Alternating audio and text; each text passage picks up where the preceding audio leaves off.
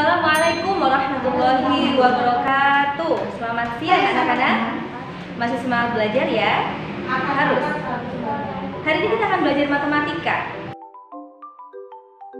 Warahmatullahi wabarakatuh. Baik anak-anak, hari ini kita bahas ulangan harian kemarin. Di sini sudah ada respon 15 siswa, itu artinya anak-anak sudah mengerjakan semua dan nilai sudah masuk ke Bu Laili. Baik, kita lanjutkan langsung ke nomor 1. Gambar tabel berikut berjudul jumlah siswa SD Insan Cendekia. Ini berlaku untuk soal nomor 1 hingga 5. Untuk soal nomor 1, jumlah siswa yang paling banyak adalah kelas berapa? Coba anak-anak lihat. Kelas 1 ada 30, kelas 2 50, kelas 3 30, kelas 4 40, kelas 5 64, kelas 6 50. Maka yang terbanyak ada di kelas berapa? Kelas 5. Betul sekali ya, kelas 5. Nah, betul jawabannya. Kemudian nomor 2. Jumlah siswa paling sedikit adalah kelas. Kita lihat. Yang paling sedikit jumlah siswanya berapa? 30. Ya kan? Karena yang berjumlah 30 ada 2 kelas, maka jawabannya adalah kelas 1 dan 3. Jawabannya adalah A. Ya. Betul, di situ ada centang. Nomor 3. 2 kelas yang memiliki jumlah siswa 50 adalah kelas berapa? Kita lihat lagi. Kelas 6 dan kelas 2. Kelas 6 dan kelas 2 atau kelas 2 dan kelas 6. Jawabannya adalah B. Benar ya, dicentang ya.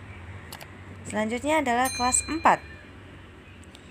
SD Insan Cendekia terdiri dari berapa kelas? Terdiri dari berapa kelas tadi? 6 kelas. Selanjutnya, jumlah seluruh siswa di SD Insan Cendekia dari kelas 1 hingga kelas 6 ada berapa siswa? Maka harus kita hitung keseluruhan totalnya dari kelas 1 sampai kelas 6.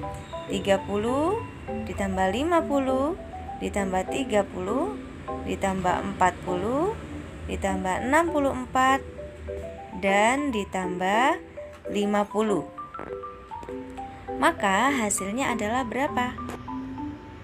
264. Ya.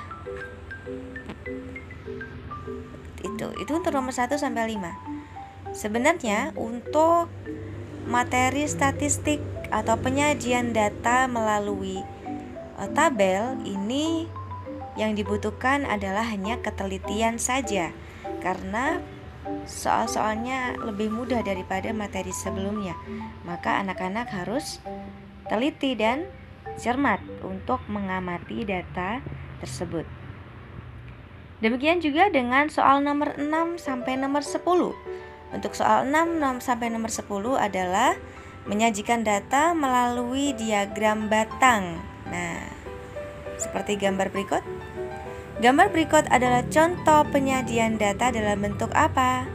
Dalam bentuk diagram batang. Yang paling tepat adalah diagram batang. Kalau yang nomor 1 sampai 5 tadi dalam bentuk tabel. Betul sekali. Nomor 7.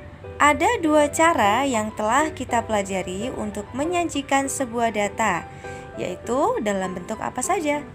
Tabel dan diagram batang, yang C jawabannya.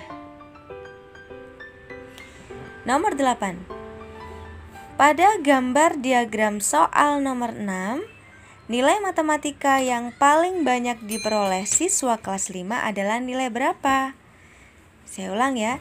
Nilai matematika yang paling banyak diperoleh oleh siswa kelas 5 adalah nilai berapa? Coba kita cek ya. Berarti yang paling banyak diperoleh itu adalah diagram yang paling tinggi. Nah, diagram yang paling tinggi adalah yang ini, yang Bu Leli kasih tunjuk ya, yang Bu Leli tadi kasih tanda barusan. Nah, diagram yang paling tinggi ini adalah nilai 8. Maka nilai yang paling banyak diperoleh ditunjukkan dengan diagram batang yang paling tinggi, yaitu nilai 8. Jawabannya adalah yang D.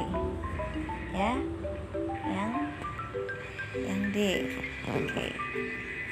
Selanjutnya adalah nomor 9. Nilai yang paling sedikit diperoleh siswa kelas 5 adalah nilai berapa? Kalau paling sedikit itu artinya ditunjukkan dengan diagram batang yang paling kecil. Ada di sebelah paling kanan. Diagram paling rendah, ya kan? Berarti nilainya berapa? Nilainya 10. Berarti nilai 10 ini paling sedikit diperoleh oleh siswa kelas 5. Hanya 2 siswa yang memperoleh nilai 10. Begitu ya. Hanya 2 siswa. Nilai berapa yang paling sedikit? Nilai 10. Yang terakhir, soal nomor 10. Perhatikan diagram pada soal nomor 6. Garis mendatar menunjukkan nilai yang diperoleh, sedangkan garis vertikal menunjukkan jumlah siswa yang memperoleh setiap nilai. Maka jumlah seluruh siswa kelas 5 ada berapa? Kemarin sempat ditanyakan sama salah satu siswa di kelas 4. Cara menghitung banyak siswanya bagaimana anak-anak? Kita perhatikan diagramnya ya. Jumlah siswa ditunjukkan dengan garis yang vertikal, yang ini, yang berdiri ini ya. Itu menunjukkan jumlah siswa. Bukan berarti semua angka yang di garis vertikal ini dijumlahkan, tidak. Contoh, 2 ditambah 4 ditambah 6 tambah 8 ditambah 10, tidak. Jumlah siswa ditunjukkan disesuaikan dengan diagram yang ada. Misalnya, kita hitung mulai dari siswa yang memperoleh nilai 5. Ada berapa siswa? Oh, ada 4 siswa. Berarti 4. Ditambah jumlah siswa yang memperoleh nilai 6, ada 7. Ditambah jumlah siswa yang memperoleh nilai 7, ada 5. Ditambah jumlah siswa yang memperoleh nilai 8, ada 9.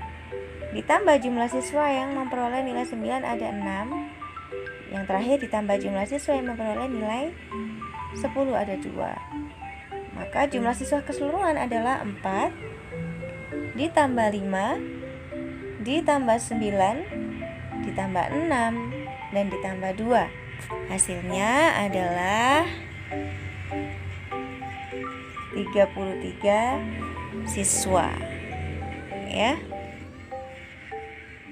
Demikian pembahasan soal pada hari ini. Semoga anak-anak bisa lebih memahami. Untuk yang belum paham, bisa bertanya dengan japri WhatsApp Bu Leli. Terima kasih anak-anak.